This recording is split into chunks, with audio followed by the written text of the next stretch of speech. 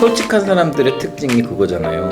내 감정을 속이고 내가 가짜 표정을 짓고 가짜로 어떤 말을 하고 행동을 하는 그것들을 발견했을 때 내 자신에게 너무나 많이 실망하고 어쩌면은 그걸 넘어서서 와 진짜 그만하고 싶다. 이거 어떻게 돌변할지 몰라.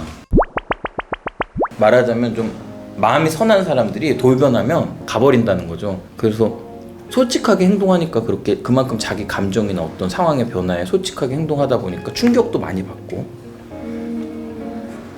좀 놀랬던 점은 이게 상대방이 하는 얘기를 보통 이쪽 귀로 들으면 이제 이쪽 귀로 많이 버려요. 10개 들으면 9개는 버려요. 하나도 갖고 있다가 적당한 순간에 안 볼 때 싹 버리지. 근데 내가 한 10개 얘기하면 내가 봤을 때 한 8, 9개를 해. 와, 이 사람이 내가 한 얘기를 다 들어주네? 제가 개인적으로 많이 생각하게끔 만들어주셨던 것 같아요.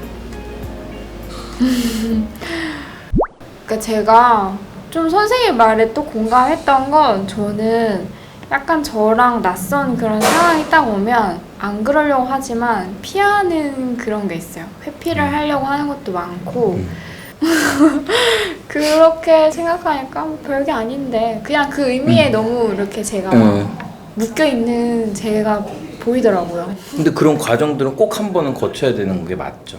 네, 맞아요. 많은 고민을 하시는데 애초부터 내가 미술을 끌어온 건 도구로서 끌어온 건데 그렇다면 미술에도 중점을 둬야겠지만 결국에는 상담에도 중점을 둬야 되는 거 아니에요? 근데 지금 입장은 미술에 힘이 있다고 생각하는 입장이에요. 그러니까 하면 할수록 상담도 물론 중요하겠지만 미술 작업을 하면 내가 굳이 말하지 않아도 자기를 바라보게 되는 제가 굳이 말하지 않아도 자기 스스로 알게 되는. 그러니까 미술이라는 게 그 작품이 갖고 있는 어떤 메시지나 아니면 작품의 어떤 뭐 내용도 있겠지만 사실 그거 보는 사람이 어떻게 생각하는가가 만약에 치료의 효과가 있다 하더라도 그 그림의 사람이 이 그림을 보면 사람들이 축복을 받고 예를 들어 에너지가 넘치고 치유가 돼야 돼 이런 마음으로 그려서 그게 치유 그림이 되는 것이 아니라 맞아요. 자기는 어떤 뜻에서 그렸는데 사람들은 그걸 볼 때마다 자꾸 치유를 받는 거야. 왜냐면 그 사람들이 그 아이를 봤을 때 느끼는 어떤 감정, 그 표정, 어떤 상황, 포즈, 어떤 소품들, 또 색깔들 이런 거에 의해서 작가가 의도하지 않았다 하더라도 그러면 그게 충분히 좋은 치유 그림이 될 수 있죠. 근데 이것도 단순히 모든 사람에게 통용되는 게 아니라 그 사람에게 적합한 것들을 내가 가져오는 게 중요하고 그래서 선생님이 보다 다양하게 견문을 넓힐 필요는 확실히 있다. 어떤 여러 가지 작가, 작품, 어떤 심리적인 치유 효과가 있다면 그것도 정리가 많이 돼 있잖아요. 학술지나 논문 이런 데 보면 맞아요. 어떤 그림이 어디에 도움이 되더라. 뭐 실험해봤더니 어떤 사람들이 어떻게 개선이 되더라. 또 사실은 전문적인 곳에 가서 대학원이나 또 학원에서도 관련된 내용을 배우고 있잖아요. 그러니까 지금까지는 쌓이지 않아서 그렇지 선생님이 1년 지나고 2년 지났을 때도 이제 비전문가다. 저 사람은 전공자가 아니다 말할 수가 이제 더 이상 없게 되거든요. 그때 되면 전문 과정을 밟았다고 말할 수 있는 상황이 되는데 그렇다면 오히려 그런 초심이나 이런 것들을 잃지 말고 그렇다면 내가 도구로 가져왔다면 이 도구의 기능이 있죠. 핸드폰도 사면 핸드폰에 다양한 기능이 있잖아요. 근데 다 쓰는 게 아니잖아요. 저 사람하고 소통하려면 카톡을 써야 되고 이 사람하고 소통하면 인스타를 써야 되면 어쨌든 그 도구들을 써서 이 사람하고 소통하고 싶으면 그걸 깔아서 쓴다고요. 그렇죠? 그러니까 활용하는 범위가 그 핸드폰이 갖고 있는 전체의 100이라고 하면 5, 6도 안 되는 거예요. 많아야 10? 그러니까 내가 이 미술한 도구를 가져왔을 때 어떤 부분을 활용할 건지 그러니까 전체를 답하기에는 10년도 걸리고 50년도 걸릴 수 있으니까 나에게 필요한 부분들을 이제 섭렵해 와야 된다라고 저는 보는 거예요. 그러니까 좀 더 규모를 축소할 필요가 있다. 너무 내가 들어가서 다 배우고 섭렵하기보다는. 근데 선생님이 너무 많은 걸 한꺼번에 하려다 보니 이것도 하고 저것도 하고 하려다 보니 이게 어느 순간 믹스가 된 거야. 저는 근데 그런 게 있어요. 그러니까 뭐 미술 치료도 두 가지 관점이 있는데 뭐 이렇게 병원에서 하는 그런 미술 치료가 있고 약간 그 진짜 치료로서의 미술이 있고 근데 이제 저는 언어적으로 많이 하는 것보다 이제 미술로 그 자체로 이제 힘이 있다고 생각해서 하는 미술 치료가 하고 싶은데 그게 진짜 중요한 게 제 작업을 하는 게 중요하더라고요. 그 뭐 선생님 말씀처럼 뭐 제가 모든 걸 다 섭렵을 할 수는 없지만 제가 저번에 뭘 느꼈냐면 이제 가면 만들기를 하는데 보통 가면 만들기를 많이 해요. 미술 치료할 때. 네. 근데 정말 막막한 거예요. 내담자가 돼보니까. 네. 근데 그거를 제가 못하면 내담자한테 하라고 할 수 없잖아요. 네. 이거 해보세요 이렇게. 네. 이거 효과가 있습니다. 이게 할 수 없으니까 이제 저는 미술 치료에서에 쓰이는 그런 미술들은 네. 제가 충분히 경험을 하고 또 미술 치료사도 그냥 개인 작업을 많이 해야 된대요.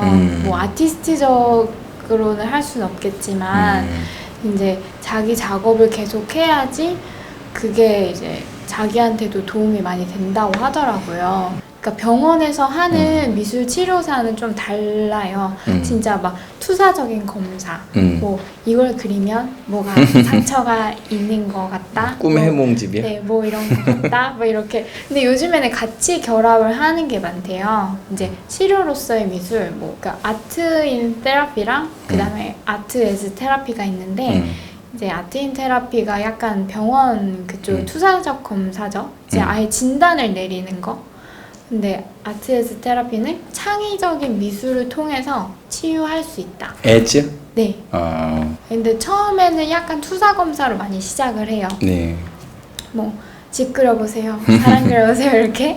근데 이제 그 다음에는 이제 그거에 맞는 도움되는 그런 프로그램들을 짜서 창의적인 미술을 많이 하시기도 하는데, 네. 근데 저는 아까 선생님 보고, 제가 좀 원하는 건 약간 그런 거예요. 그러니까 뭐 이렇게 진짜 이렇게 1대1로 돼서 미술 치료 이렇게 하는 작업이 아니라요. 선생님처럼 미술 작업을 개인으로 하는데 옆에서 이렇게 지지해주면서 도와주는 그런 사람이 되고 싶더라고요. 어떻게 보면 내가 이 반이 인원이 많지 않지만 이분들을 이렇게 옆에서 내가 인원이 적어도 그렇게 봐드리고 늦게까지 이렇게 또 가르치는 일도 이렇게 하게 된 건 내가 그분들이나 이 교실이나 여기에 대한 애정이 있어요. 뭐 애기 엄마도 오고 뭐 사회인이나 직장인도 오고 나이가 많으신 분도 오고 초등학교 선생님도 오시고 그랬는데 그분들이 여기에 다 처음에 오셨을 때 원하는 것들이 있었고 했는데 저는 그런 것들을 이렇게 마치 레고 블록을 쌓아서 뭔가 모양을 만드듯이 어떤 분은 다 만들었어요. 근데 어떤 분은 반밖에 못 만들고 나머지 반을 언젠가 만들어야지 하고 기약하면서 가신 분도 있지만 아무튼 여기에 와서 그것들이 그냥 제자리로 있지 않고 조금 더 이렇게 만들어지는 이런 과정을 보면서 그런 것도 정말 내가 봤을 때는 치료라면 치료지. 네, 맞아요. 약간 쉴 수 있는 휴식처 같은? 근데 오히려 말을 잘 들어주고 이런 사람들이 더 위험하지.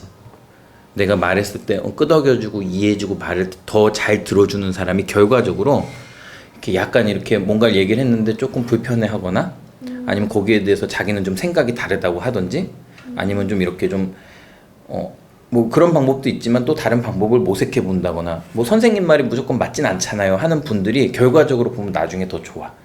그러니까 이게 뭐냐면 나의 어떤 뜻과 의지와 어떤 의견대로 가는 사람보다 자신의 의견이 있고 내 의견이 있고 두 개의 의견을 이렇게 종합해서 선택을 하는 거죠. 본인이 이게 낫다 이게 낫다.